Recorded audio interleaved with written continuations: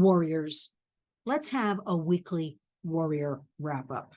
I don't know when you're watching this, but right now it is Friday, late evening, and I wanted to bring a couple of issues regarding our children and teens to your attention. First of all, there is a war on for our children. I can't say this enough. I've been saying it all year, and I am seeing in front of me every single day that our children are the currency. This is why you must step in. You must become a warrior. It starts in your own home. Because as we work on all of these policies, laws, updates to child safety, the red tape is incredible. It's taking way too long. Children are the currency. You need to step in. You need to take action. You need to be part of your child's lives. We know, and thank goodness, some of the media is beginning to cover what is going on with our children. We know that during COVID, leading up to COVID, the kids were beginning to fall far behind. And I'm talking every grade, K through 12. I also want to throw in our college students. Then we had COVID, and kids lost all sense of learning. Let's just be truthful about everything. I've had reports to me that children displaced, angry, mad, crying, couldn't keep up with online learning. Now, here at the Warriors, I was thinking about this. We talk a lot about parents that are involved, or I want you to get involved, caring, loving parents. Well, you know what? There are a lot of kids that have uncaring or unloving parents, or have one parent that has to work a couple of jobs, and who's watching out for them? Why aren't we out in the streets screaming for all children? It's our duty, or at least it's, I believe, my duty to protect all children. Because I was thinking today, we have never seen test scores like we're seeing right now, where every child, every group, every grade is way behind. And instead of dealing with this head on, what the education system, what our government, what society, what everybody is pushing and doing, and this is where we need all of you, we need the pushback. They are just accepting this. They are just saying, okay, well, we'll lower standards. Okay, equity. No. We should be fighting this. We should be empowering our children, engaging, educating, doubling down in the support of our children. We have a youth mental health crisis. I talk about that a lot. Nobody else is talking about it. Actually, I was just reading something the other day, and it was, let's take the stigma away from mental health. Now, you can take that two ways. That sounds good, because we do need to talk openly and honestly and realistically about what's going on, and age appropriate. We need to communicate with the kids. We know all of this is bad, right? So instead of reaction, which I'm seeing all around me in the media, groups I work with, people I talk to, let us take actions to deal with all of this, right? Because again, we know it's bad. So instead of this reacting, come on, let's have some resources. Let's start taking the action. Let us begin by forming family digital partnerships and talking to the kids, sitting down. I don't care if you start with 5 minutes a day and talk about, okay, what are we going to do on our devices? But what I wanted to get back about the mental health is that this study, it is great. We're not going to stigmatize mental health. We're going to talk about it. But the gist I got from this article was normalizing the mental health. And there is nothing normal about a 5-year-old having mental health issues, right? So again, it is that instead of empowering and engaging and educating, it's kind of, okay, that's the way it is, so we'll just deal with it like that. We're going to normalize it. Again, none of this is normal, warriors. I was also thinking last night, because that's how my mind works, I had a meeting, and the young woman said to me, which is a very common question, how did you get started in all of this? How did you become a warrior? So let me refresh your memories. I think it's worth repeating.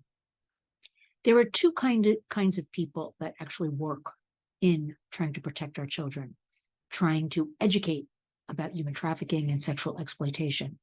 There are those that have been a victim and are now a survivor, have lived this experience, and they are tough and they are strong and they are brave and they want to speak out. They want to share their experiences because they tell me constantly the same story. They want to help others so they don't have to deal with any of this, face any of this, or they want to let other people who get out of the sex trade. You're not alone. I've been there too. That's not me. What happened to me is a couple of years ago when I started all of this, I had a client. I do a lot of marketing and PR and strategies for people and damage controls issues for companies and individuals. And I had a client who was in the process of writing, a well-known client, a book about domestic violence. And I was guiding her through the process. And I was teaching her about tweeting and Facebooking, blogging, the whole package. And she was a victim of domestic violence. So even though I knew about it, working with her for months, day in and day out, she'd have good days, she'd have bad days. She began trusting me and opening up to me. And I really started learning a lot more about domestic violence. And then I, behind the scenes, did a lot of the research and blogging. And I'll admit, as the author.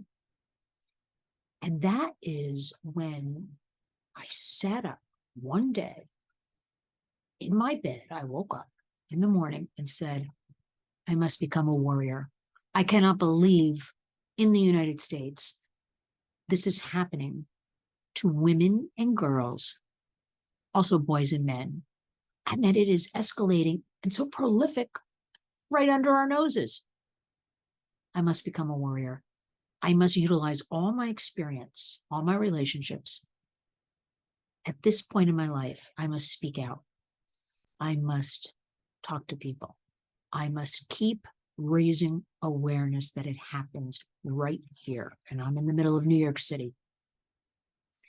Because in doing my research, a lot of it would intersect with human trafficking, domestic violence, the intersection with domestic violence. They both are power and control. And the more research I did, the more I wanted to read about it, the more I wanted to meet people working these groups. I started researching coalitions and then survivors and victims and how are they living? And then COVID hit. Things were shut down. How were people getting basic necessities, food, transportation, doctor's appointments, therapy sessions? How are they paying for their housing, right? And I became all consumed. That's how I became a warrior. And in further research during this period, I started learning about what was going on in the schools and what was taking place. I had more parents and grandparents and family members say this is impossible.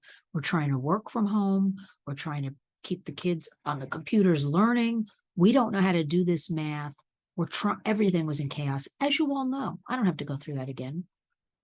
Coming out of it, we have created this war that is on for our children. Let me rephrase that, because I don't think we have created it. Others have created it. It is money. The internet, big tech, is a wonderful invention. We love it. We don't want to give it back. We have more knowledge available to us than ever before. Yet I'm finding people lack knowledge, lack facts, lack truths, lack citation, and it's just the Wild West. It's a free-for-all. So apply that to our vulnerable children, right? Who, during this lockdown period, who being schooled at home, and a lot of them, because I heard a report once, and I read it, and I can't find it for the life of me, that 41% of New York City public school children just never returned to school. And I wish I had caught that, saved it, printed it, filed it, something, because I can't find it now. It's nowhere to be found. 41%. You know what I always say? Whatever percentages are given out, they're always higher because we don't have the true stats on things. So for argument's sake, let's say about 50% of the kids are missing. Do you hear about that? I don't. Where are the kids? What are they doing all day? Who's watching them? What are they getting involved in? I see a lot of kids around New York during the day, and I think to myself, they should be in school. 12-year-olds, 14-year-olds, and they're not. So here we have children testing way below what should be the base for their age, for their grade. And instead of dealing with it, we're just allowing this. We're lowering the standards. We're not challenging. We're not bringing them back up to par. And let's not blame the whole thing on COVID. This started well before COVID, and COVID just sped it up. But now here's what we're left with. So schools should be getting, actually back to real basics. And I did a newsletter on this about a month ago. Johnny can't read. Johnny can't write. I should say Susie can't read. Susie can't write. Let's be fair. That's a reminder. You should sign up for our Weekly Warriors newsletter, which goes out every Wednesday morning. Go to lynswarriors.org, scroll down on the right side, e-newsletter, very simple. Sign up, because a lot of information comes in during the week that can't be covered on our radio program. We just don't have the time. Can't be covered in tweets and Facebook, which is another thing. I mean, the Warriors kind of under attack. I'm just going to leave it at that. All of a sudden, losing a lot of followers, not gaining followers. So am I going to sit there all day and share information that you're never going to see? No, I'm going to try to get out there more and talk to the public in person, because you can't erase in person, right? I'm going to keep doing these videos and do more of them as long as they'll allow it, because I do nothing but bring you the truth. And the truth right now is there is a war on for our children. And this does follow. People say to me, why is this happening? It's very simple. Children mean money. So whether that's the eyeballs online, for the advertisers, for the clicks, for the signing on, for the buying, right? And this is where you come in. You got to watch what your kids are doing online. You got to talk to them about what they're doing online, right? Because like I always tell you, I'm sure you bought most of those devices, and I'm sure you pay for the internet. So you have every right to get involved and find out what the kids are doing. And I don't care how much those teens scream or they act up, they'll come around, because the truth is, because I talk to a lot of kids, and once you gain their trust, they really do want to talk about these issues, and they really do want you to listen, and they really do want to create these family digital partnerships. I talk to a lot of kids, a lot of parents, a lot of grandparents, aunts, uncles, everybody on a daily basis. So much so, by a Friday night like it is, I'm almost losing my voice, but that's okay, because I want to bring you some information right now. So as we enter into the weekend, I want you to think about all of this. Kids mean money. Internet, where a lot of this vulnerability is with our children, where they're seeking attention, where they're seeking to be one of the gang, where they're seeking companionship, where they're seeking friends and likes. I had a mom contact me. She said her daughter sits around all day when she's home, and at night counting up the likes or the shares of her videos. It's an addiction. We have TikTok. The Warriors is not on TikTok. Think about that. I don't want to be on TikTok. I've never wanted to be on TikTok. 1 billion active users in 5 years. Largest growing app, TikTok. China owned. Mining information, data, yours, your children. So everybody thinks these are cute, quick little videos of dancing and singing and challenges, which we know have proven deadly. Eating Tide Pods, riding on the top of subway trains, the necktie challenge. These are dangerous, pushing our children. Think about this. Along with our theme of children are the currency. Children, there's a war on for our children. How far can you push somebody to do things? The average, so I just told you, fastest growing app, TikTok, 1 billion active users. I'm not even sure what that means. What, so if somebody uses it once a week, who makes up these rules? I guess they're not an inactive use. I don't know, but just, they say. TikTok, we have 1 billion worldwide users, 100 million alone in the United States. Now think about that, Warriors. That's basically 1/3 of all people in the United States. And the average use is 80 minutes a day. Can you imagine if we took the kids and used those 80 minutes for, I don't care if it's going to a museum or taking a walk in a park or taking the dog out or preparing a meal together or creating a family digital partnership, we utilize that time better to reconnect our families. And I know it's tough and I know everybody's overwhelmed and a lot going on, but I am telling you, that's what they're counting on, that you won't do any of this. And in the meantime, they'll swoop in and they'll gain the attention and the minds of our children, all children. Our children are under attack. Yes, they are. I know you know this. And instead of talking about that, we should talk about those who are doing it. We should talk about trying to end this demand. We know sex trafficking is bad. We know labor trafficking is bad.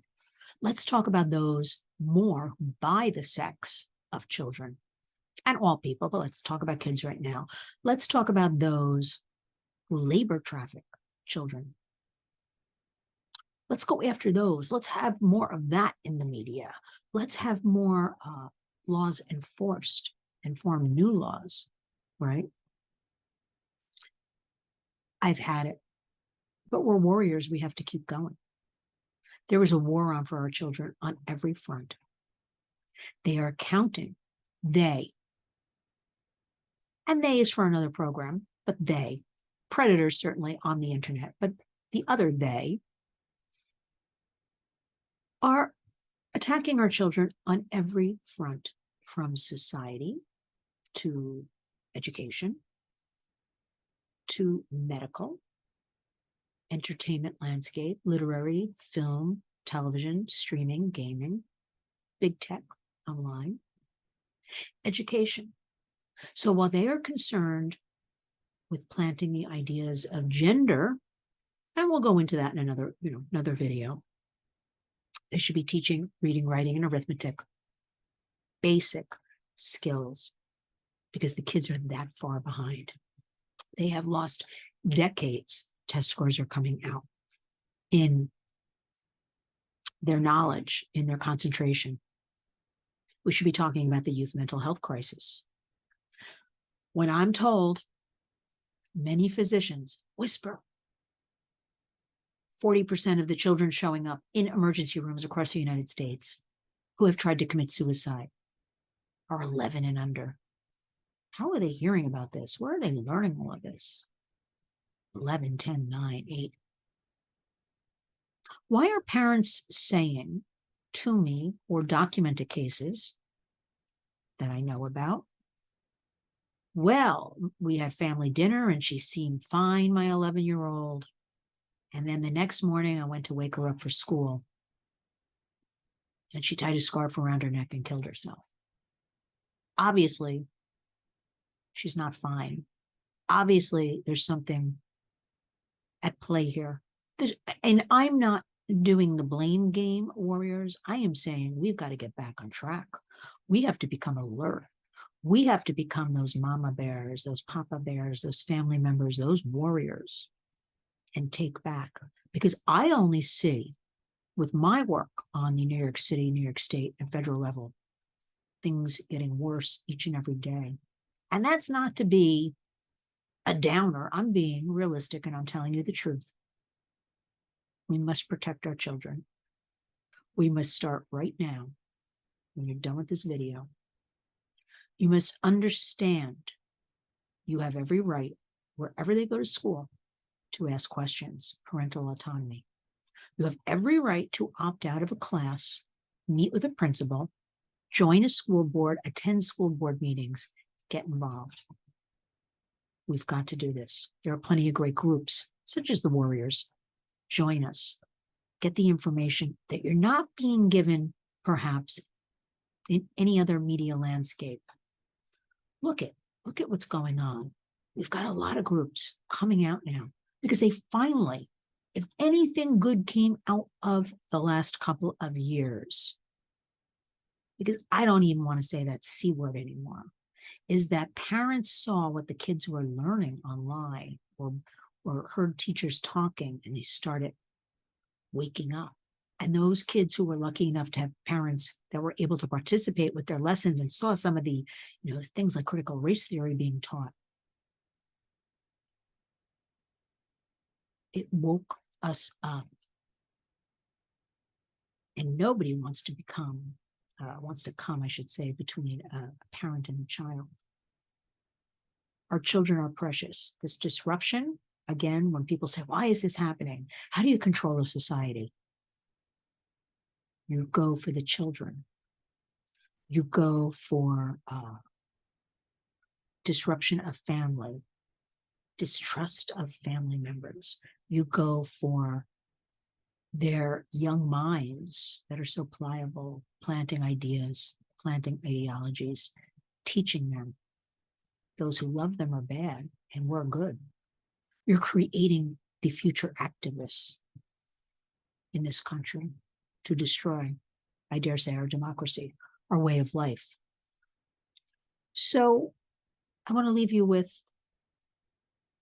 a bit of a rough day with some of the meetings I was in, but also some really positive policies that are sitting on the floor of Congress. And we know, because we have 3 of them right now to keep kids safe online, that look very good. They've come up the chain. It's taken a couple of years.